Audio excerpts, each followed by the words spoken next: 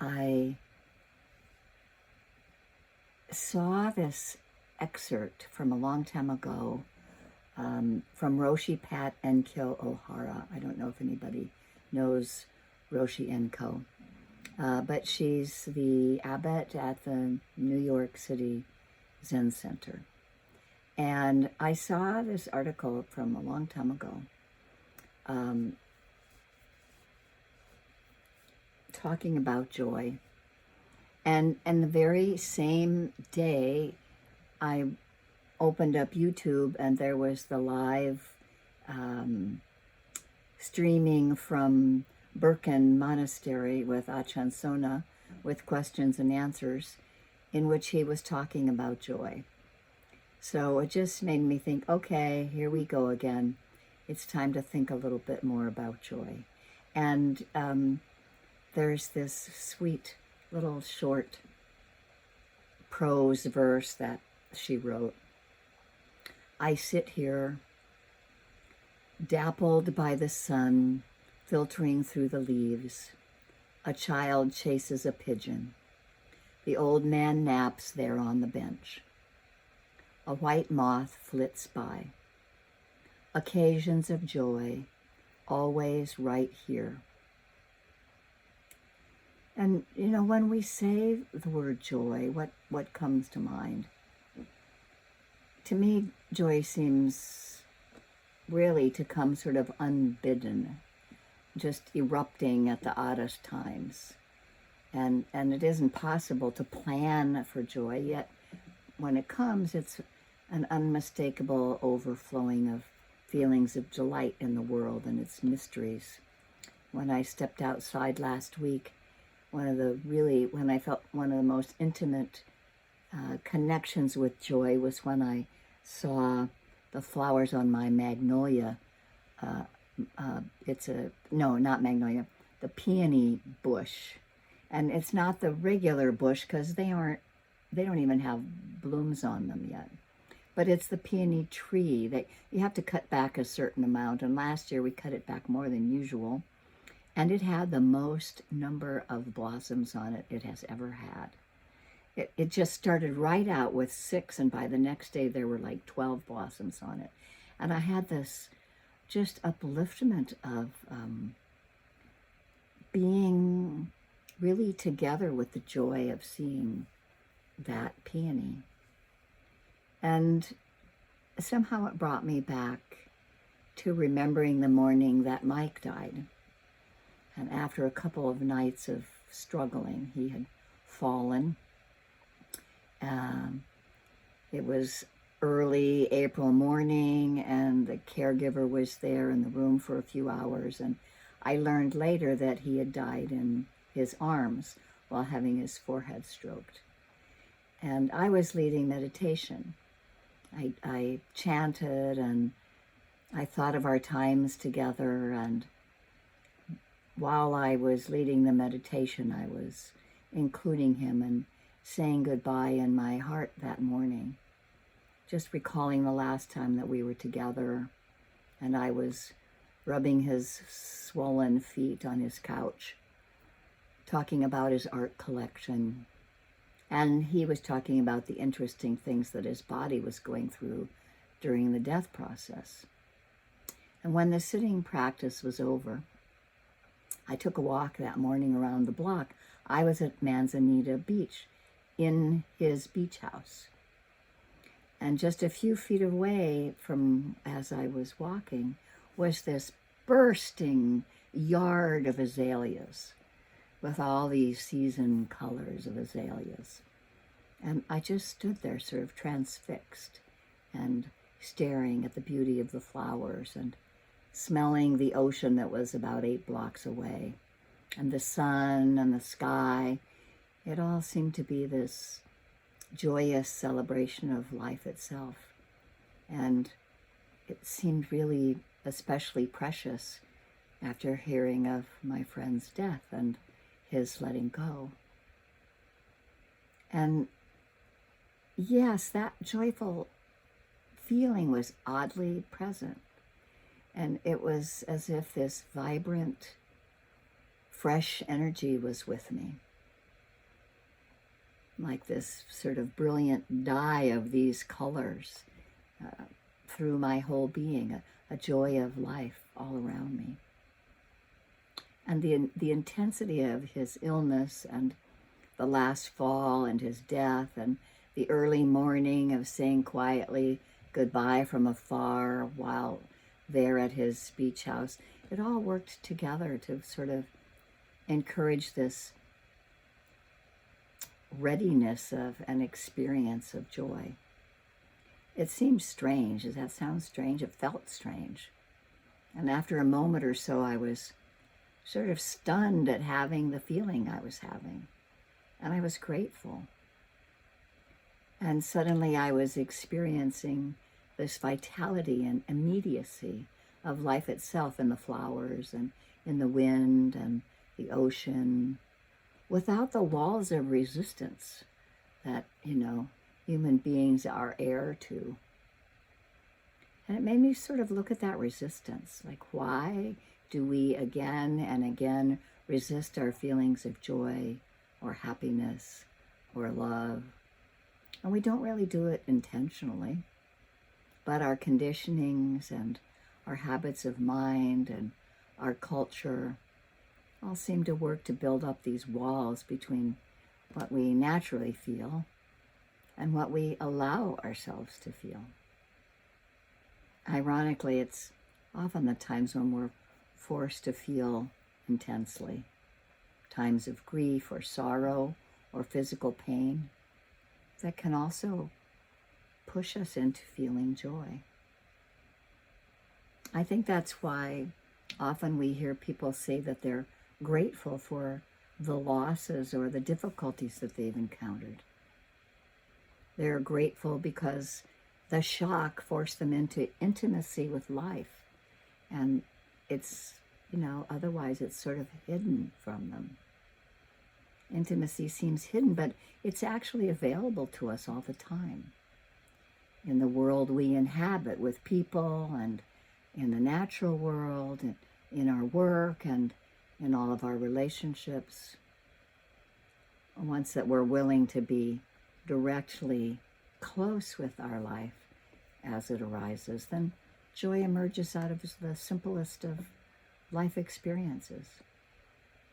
Something happens, you hear I heard a mourning dove recently, or the eyes of another person meeting ours, or a cat stretches, or I saw a squirrel reclining on the fence today, not moving, just resting, laid out in the sun. And so we notice the sensation. Maybe there's breeze on our cheeks, and all at once there's this intimacy with our lives if we're present there to see it. And it can be so subtle.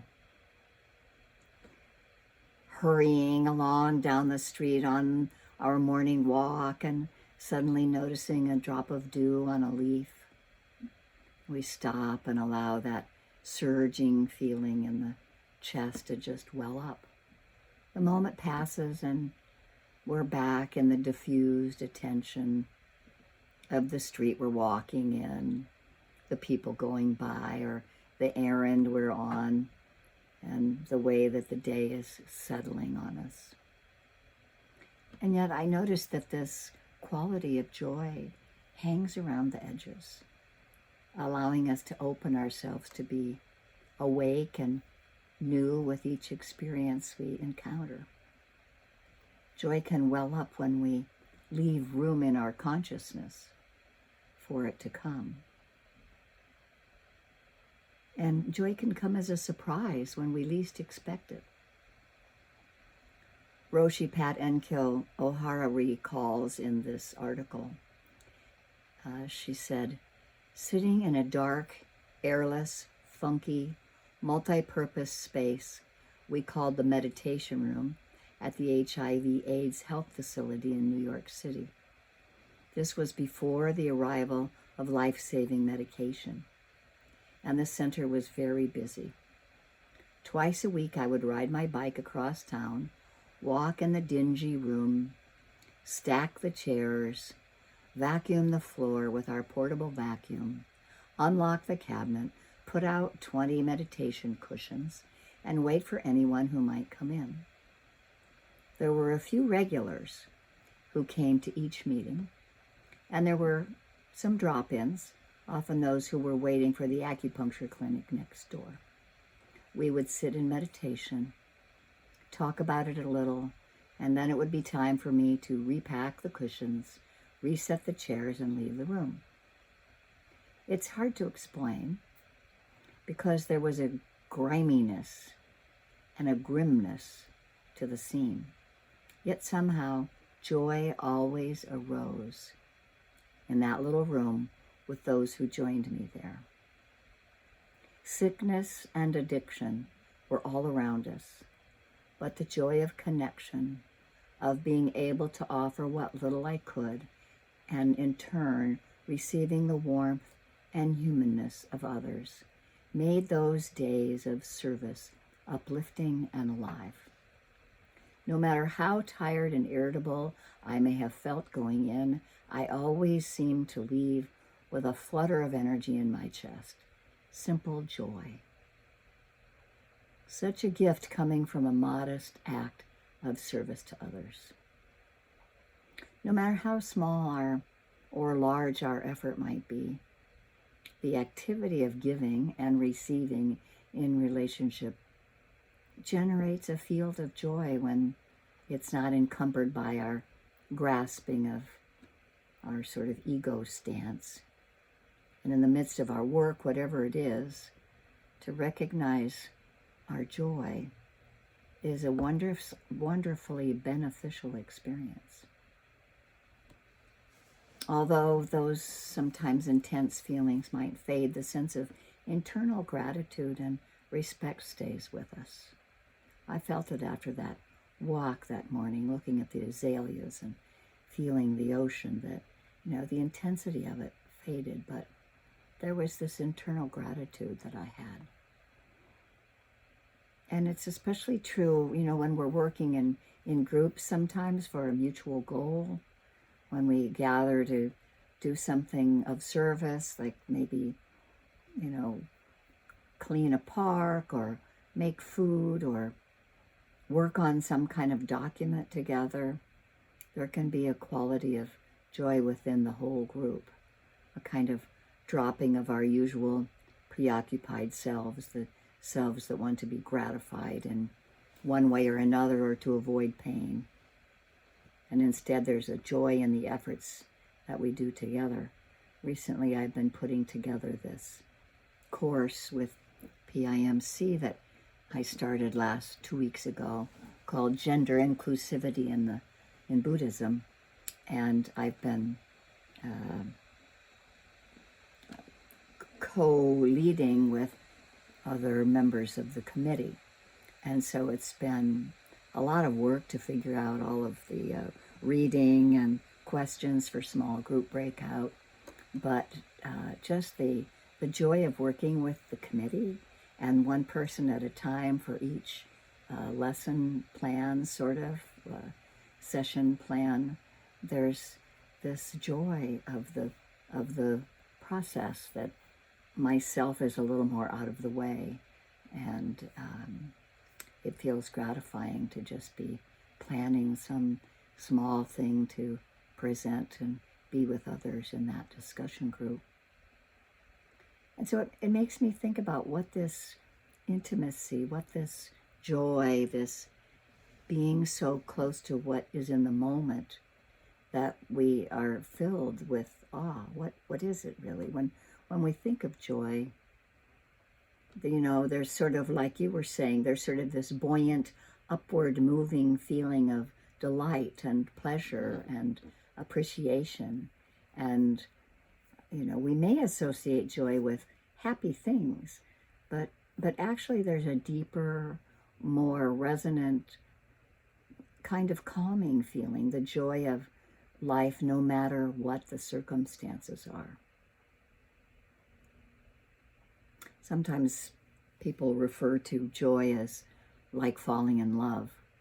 Now, maybe none of us have recalled that feeling recently, but They seem similar, yet they're slightly different. That when we fall in love with a person or maybe an idea or a project, there's also that upward sensation and that flow of energy that feels really good, almost magical. But the difference is a subtle one. Falling in love or achieving great success in euphoric or intensely felt elation that's dependent on relative success of our attachment to that object of our love. But true joy, with its sense of surprise and reverence, comes of itself, and it neither depends on nor arises out of our personal ego, our attachments or our projections or our needs. There's a Taoist notion called Zhujian, and it's that which naturally emerges from what is present in the moment, in this situation. Often this is the simplest of moments, a surprising joy that lifts you up when you feel a cool breeze on a city street, or a flash of inspiration as you glimpse the moon behind the clouds, the full moon we had for Wesak on May 5th. It was actually a clear sky before the rains again. Or a drop of water on a leaf, or a little toddler laughing. And it's just what is actually coming up in this moment if we are free enough to notice it. We can't really control joy. It's something that bobs up when we're truly alive and meet the whole world in an instant. And we can experience joy in every aspect of life, in working, in caring, in creating, even in suffering. As I was feeling in those moments of both sorrow and joy with those reflections during Mike's time of death, I think that the key to experiencing joy is, as it's often said, especially in Buddhist circles, being awake. And we have to ask, what is being awake? Isn't it our capacity to let go of our grasping onto what we think we want and what we think is happening to us? To drop all of those presumptions and be exposed and intimate with what is here right now. And I suspect that it's our resistance to what's here right now that blocks the natural flow of joy. We could even say that it's the search for joy that brings us to practice meditation. Many of us have talked about that. When we talk about what brought us to practice, we might call it something else: freedom from our fear, or from our anxiety, or from our obsessions, or our sadness, or our grasping. And yet if we go a little deeper, we may find that the key to our freedom, the key to our liberation from our fears, it's getting really close to ourselves, finding our own being deep within, the one that isn't afraid or anxious or grasping, the one that's simply here now, the one who spontaneously experiences joy in the ordinary stream of life. And in that practice of intimate meditation, we enter what in some cultures, Chinese culture particularly, is called the gate of ease and joy. It's from an early Chinese meditation manual that evokes the ease that Shakyamuni felt as he settled onto a cushion made of kusha grass, offered by the milkmaid that gave him the sustenance after his many years of struggle and intentional hunger and self-denial. And the offering of something of ease helped him to turn toward a middle way. between asceticism and excess. And this is the ease that's invoked in that phrase, the gate of ease and joy. An ease that gently smooths the sharp pangs of life, that invade our mind and leaves a space within us for joy. The joy in the phrase is like the joy evoked in the Lotus Sutra, where the Buddha says that those who respond to the teachings with joy will go forth in various places among various people who will themselves respond with joy and go forth in this way, share joy throughout the world. The infectious quality of joy is like when a baby laughs or an old person smiles. And we don't really know why we experience joy, but we do, because it's joy arising. And it's amazing our resistance to tapping into the joy that is like the blue sky surrounding the earth. Joy is always here.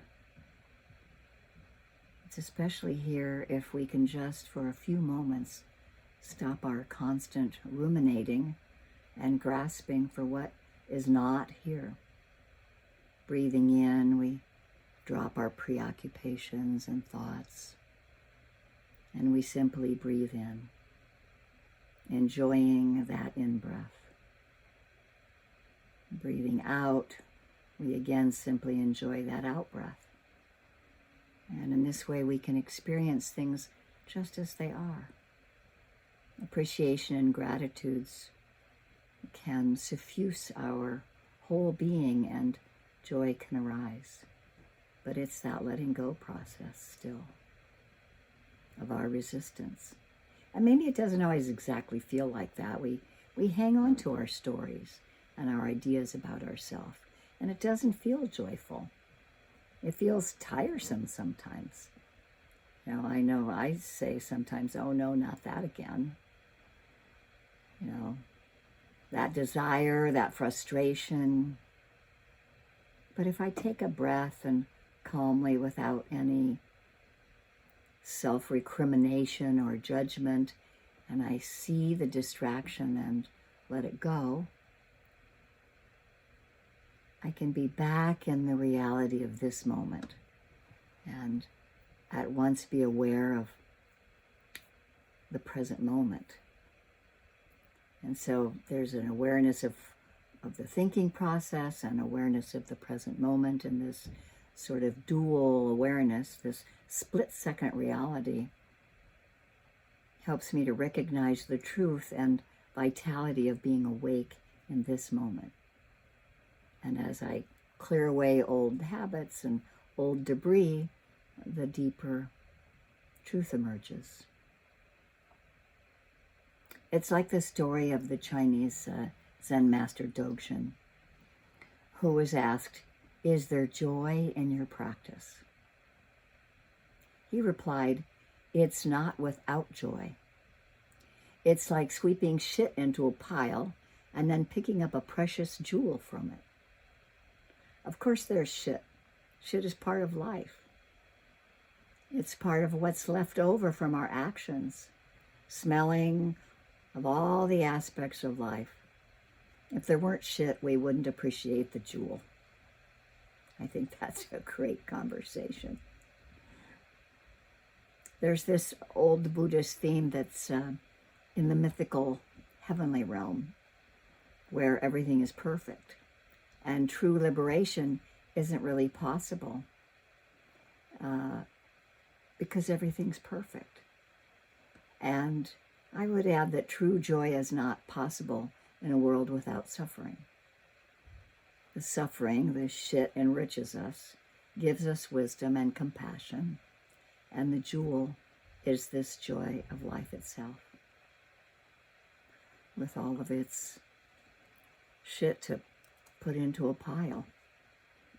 And if we're willing to be intimate with what actually is here and now, to look directly at all of our experience, we might recognize that this is our life. however different from our thoughts and ideas about it. It's as if we hunker down and actually get very real, recognizing that our thoughts of gaining and losing and good and bad and happy and sad are what distance us from ourselves. And when we breathe in fully and pause, we clear a space in our mind without judgment. If we're willing to hang in with the practice over and over again, noticing how our thoughts of gaining and losing distance us from ourselves and from what is, we open ourselves to a whole new reality. We can enter more into intimacy with everything. We can enter into that world of joy that's so close and so pervasive, and that we might be surprised that we haven't been aware of its presence all along. Once Dogen was asked, "What is the deepest truth? What is the wisdom that liberates?" And his response was, "I am always close to this." It is this closeness itself, the intimacy with what is here with us now, that is the truth that liberates us. I try to imagine being so... Randall, Mm-hmm. would you mind saying that again? What is the deepest truth? What is the wisdom that liberates? His response was, "I am always close to this." Always close to the deepest truth. Always close to the wisdom that liberates us. So it's these, we try to catch these glimpses sometimes, to be so close to our experience of life, so intimate with our world that we're filled with awe, and it can be a true aspiration to be as close as we can to this deepest truth by, what is the wisdom that liberates, being close to it. So to be like a child, lying in the grass, staring up at the vast starry sky. I think I'll try that again sometime soon. But I don't think it's going to happen right now because it just started raining today. And I don't know how much longer it's going to rain. But just, noticing whatever happens with what all of our experiences are, that if we can find that joy in our practice, notice what Dogen said in that it is not without joy, even when we're sweeping the shit into a pile, that there is a jewel there somewhere. And so that's kind of what some of my thoughts are on this conversation of joy and just some of the challenges of joy and cultivating joy. So I'll let us have some conversation and try to take a little time also to play Ajahn Sona's video if there's time.